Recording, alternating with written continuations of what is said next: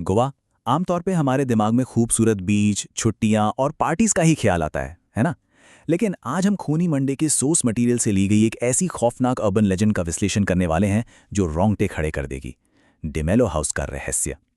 इस case study की गहराई में जाने पर पता चलता है कि कैसे एक साधारण सी चुनौती एक भयानक दुस्वप्न में बदल गई। तो चलिए, बिना किसी देरी के सीधा इस कहानी में गोता लगाते हैं। असली खौफ आखिर है क्या?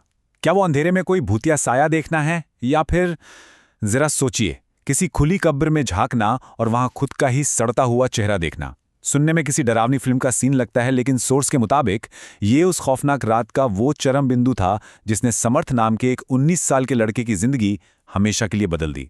ऐसे दृश्य को प्रोसेस करना सच में किसी भी इंसान के लिए नामुमकिन सा है। तो ये सब शुरू कैसे हुआ? 3 साल पीछे चलते हैं। एक तरफ गोवा के बीच पर दोस्तों के साथ बेफिक्र बोनफायर चल रहा था, हंसी मजाक का माहौल था, और दूसरी तरफ एक डेडली डेयर, या कह लीजिए एक जानलेवा चुनौती। इसी मस्ती भरे माहौल में समर्थ ने रात के अंधेरे में गोवा के सबसे डरावने माने जाने वाले खंडर की अकेले फोटो खींचने का चैलेंज एक्सेप्ट कर लिया।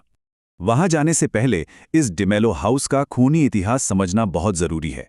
बढ़ती नफरत, एक जानलेवा हमला, घर के पिछले हिस्से में दफनाना और फिर दूसरे भाई की मौत। सोर्स बताता है कि इस घर में 2 भाई रहते थे। उनके बीच नफरत इस कदर बढ़ी कि एक रात झगड़ा बेकाबू हो गया। अंजाम ये हुआ कि एक भाई ने दूसरे को बेरहमी से चाकू घोंपकर मार डाला और लाश को घर के पिछले हिस्से में एक पेड़ के नीचे गाड़ दिया। कुछ समय बाद दूसरे भाई की भी रहस्यमयी मौत हो गई। और इसी खूनी इतिहास ने जन्म दिया एक खौफनाक लोकल लेजेंड को। स्थानीय लोग मानते हैं कि जिस भाई की इतनी बेरहमी से हत्या हुई, उसकी भटकती आत्मा ने अपना खौफनाक बदला लिया। कुछ का तो ये भी मानना है कि उनका वो झगड़ा कभी खत्म ही नहीं हुआ और उन दोनों की आत्माएं आज भी एक अंतहीन हिंसक लड़ाई में उसी घर में कैद हैं। खैर, इन सब बातों से बिल्कुल अनजान समर्थ अपनी स्कूटी से वहां के लिए निकल पड़ा।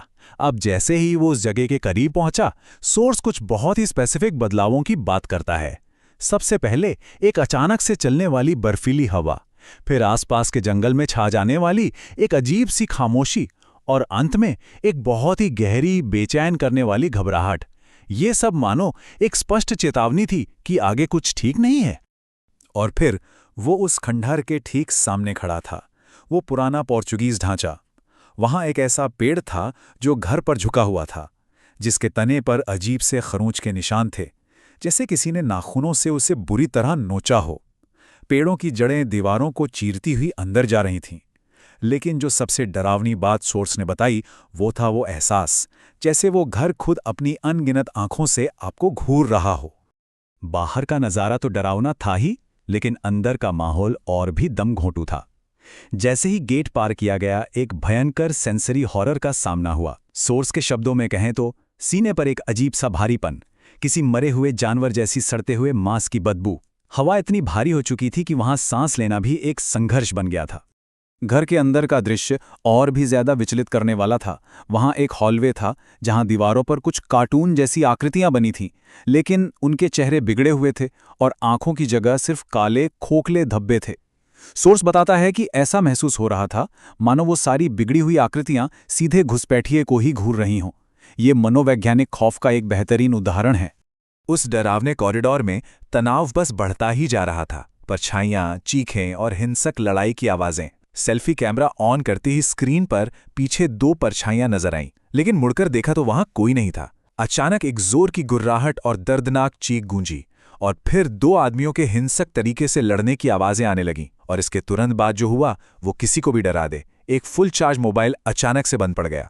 अब बिना फोन और बिना रोशनी के वहां से भागने के अलावा कोई चारा नहीं था। लेकिन एग्जिट पर उसी बड़े पेड़ के पास पहुंचते ही पैर मानो जमीन से चिपक गए। ऐसा लगा जैसे किसी अदृश्य शक्ति ने जमीन के अंदर से पैरों को कसकर पकड़ लिया हो। भागने के सारे रास्ते बंद हो चुके थे। और यहीं आता है इस कहानी का खौफनाक चरम बिंदु, यानी क्लाइमैक्स विजुअल्स।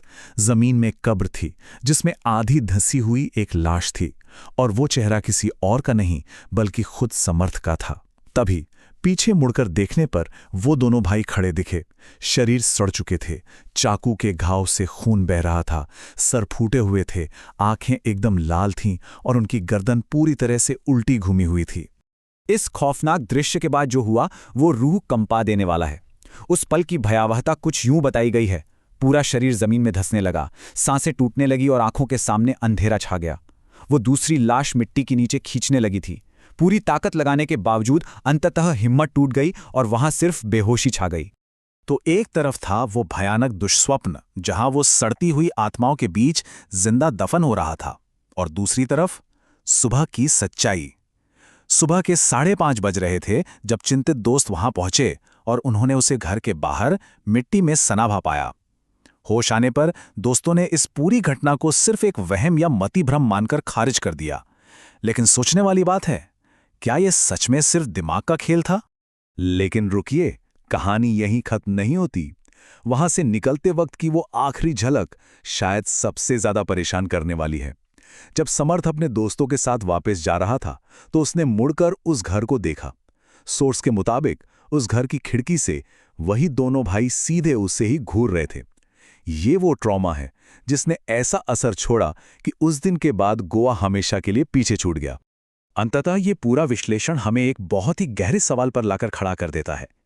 क्या गोवा का ये डिमेलो हाउस सच में प्रतिशोधी आत्माओं की कोई जेल है, या फिर ये हमारे ही दिमाग के सबसे गहरे डरों को दिखाने वाला एक मंच है जहां इंसान का अपना ही खौफ उसके सामने आकर खड़ा हो जाता है?